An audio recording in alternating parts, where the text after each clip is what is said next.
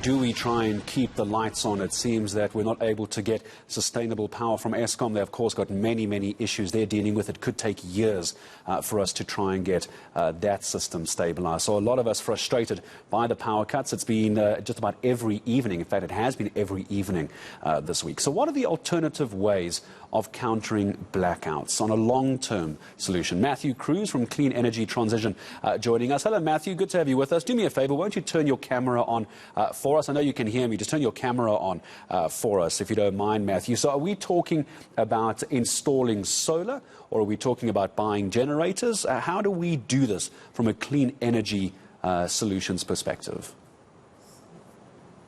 Great, thank you for having me on the show. Just to clarify, I'm actually from Home Energy, and I'm here today to talk to you about solar and battery installations, because that's what we see as the only real solution for homeowners and business owners to get off the grid, as you put it. And I'd like to talk to you a little bit about what off the grid really means. Yeah, let's talk about that. Sorry, Matthew, just give me that company you're from again. I'm just writing it down here. Home Energy. Home Energy, HOHM Energy. We're like the Uber of... Okay, so let's try and get people a couple of Uber rides here then. How do we do this? How do we go off the grid? Here's the problem. We're all not very rich. Yes, so this is the thing. First of all, off the grid is a term that we don't really refer to when it comes to installations, because completely disconnecting from Eskom would require you to get a battery installation that's around 3 times the size that's necessary, and also a solar installation that's 3 times the size. So we refer to it as grid tied, where you kind of become immune to load shedding by getting a solar and battery installation that covers about 90% of your home energy needs. And when you're talking about lots of money, not a lot of people understand that you can actually start building the system like a Lego construction, starting small, just the battery. And then as you get more finances available, you can add a solar battery, another solar battery, or another solar panel or 2, and build the system up to get to fully immune from load shedding, but still having that lifeline connected to Eskom when you need to charge the batteries, when there's been lots of rainy weather, for instance. Yeah, so it's almost a plug-and-play system. You can to put a little one in now. Maybe they can just keep maybe the Wi-Fi on or a couple of lights, and then as and when you can save up a bit more. Matthew, you say you can then add some more batteries, because I think up to now there's been this perception, maybe just the way these things are marketed and packaged and sold, is if you don't have 65,000 Rand lying around for 5 kilowatts, you're pretty much in trouble. You're going to sit in the dark. But you're saying that's not quite the case. Yeah. So there's lots of solutions that are available, all the way down from 5,000 Rand for a small little UPS, and then all the way up. And also that 65,000 Rand number, I would like to also mention that we do offer finance. So there's a couple of ways we can get the financing done. So it's the one is through your bond, if you do have a home loan, or a rent-to-own model. And very interestingly, it doesn't actually impact your budget at all on a monthly basis. And let me give you a quick example. So say, for instance, you've got a house that's spending about 2,000 Rand a month on electricity. If you get the full installation, like the 90% of your power is taken care of by the system, then it's going to cost around 200,000 Rand, which sounds like a lot initially. But when you think about this, Eskom will then only get 200 Rand a month from you. They won't be able to increase that too much year on year. And the financing costs about 1,600 Rand, 1,700 Rand.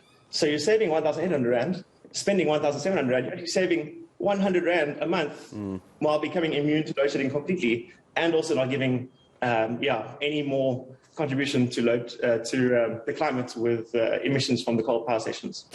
Tell me, when it comes to the amount of power that we're drawing, if you were to go with a system like solar, for example, how much of the average house that, let's say, has 4 people in?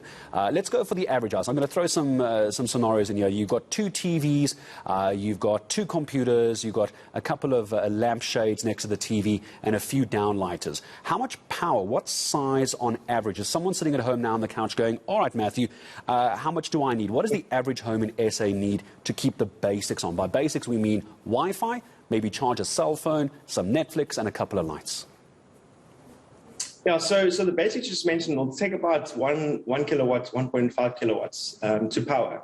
However, the system, we wouldn't recommend specifying a 1.5 kilowatt system, because you do want to be able to take care of some of the other things like the geysers. If you can put those into a time shift in the middle of the day and have your geysers running during the middle of the day, maybe do some cooking earlier in the day, you can then have your cooking and geysers powered by solar power as well.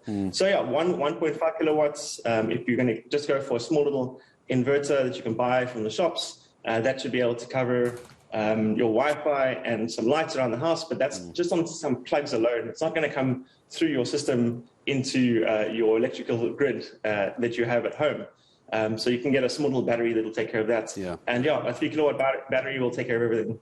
So when we're talking at the moment about bringing in, say, 1.5 kilowatts, maybe a 5 kVA, we're not talking about going completely off the grid, are we? Or are we? Is this an addition to a household? You've still got to try and keep the Eskom grid coming in, or are we talking about going completely off the grid? Yeah, so once again, we don't recommend going completely off the grid, because you do need that lifeline, that kind of string to Eskom, if you have a battery system, to charge the battery when you've had cloud cover for a couple of days. You do want to stay connected to the grid. And I do want to mention something about being grid tied like that and staying connected, is that Eskom at the moment, or the government, is approaching a method that's going to almost be penalizing, it seems, people that want to go that solution, which is the opposite direction of Australia, USA, and Europe, where they incentivize people to actually get a solar and battery installation. And what we find then, when it's incentivized, is enough homes get these installations that can then contribute energy to the grid. And you have, in Germany, the entire nation powered by home and solar farm installations. So we would like to see that from the government, more like partnering with what's the public needs to do to compensate for what has taken place. Yeah. We'd like partnering from the government. It's all about the partnerships. We keep talking about partnerships, don't we? It's just for some reason hands aren't being shaken at all the right levels as well. Matthew, just before I say goodbye as well, I just want to make sure I get the name of your company right, because people might want to talk to you. If I heard you correctly, you said Home Energy, H-O-H-M Energy. Is that correct? Give me a nod there. There we go. So I finally got it right. Yeah, that's correct. Is that right? Okay. H-O-H-M Energy. The reason I want to just leave this as a last question is it's all going to well having the solar coming in. We have some power from the grid coming in as well. Weather is a big issue as well, isn't it? If we don't have bright sunshine, we obviously, pure physics, we can't recharge the batteries. And we have very up and down weather in this country. So if we were to buy one in a month, how much of it do you think we could use based on our weather? Could we end up using Eskom more than we would like to? So yeah, that's a good question. What's taking place is during winter you have the rain coming and you have cloud cover, and then you're going to see a reduction in the overall production of your solar panels for your house. So where you would be covering 90% of your bill in summer, you'd see maybe covering 60% of your bill during winter. However, during that same time, you're also experiencing no load shedding, because your battery is charging when the period is giving you power and then discharging while you're having load shedding, and then charging again when the power comes back. Matthew, I really appreciated you coming on. I think a lot of people would have been very interested when you said that you can now finance solar energy as well, because 65,000 Rand, 100,000 Rand, I don't know anybody who's got that kind of money, but it looks like you can now finance solar. At least it might be a quick solution. So that was Matthew Cruz, and I want to make sure I get the right company this time. Home Energy, H-O-H-M Energy, if you want to try and get some more information on that. 22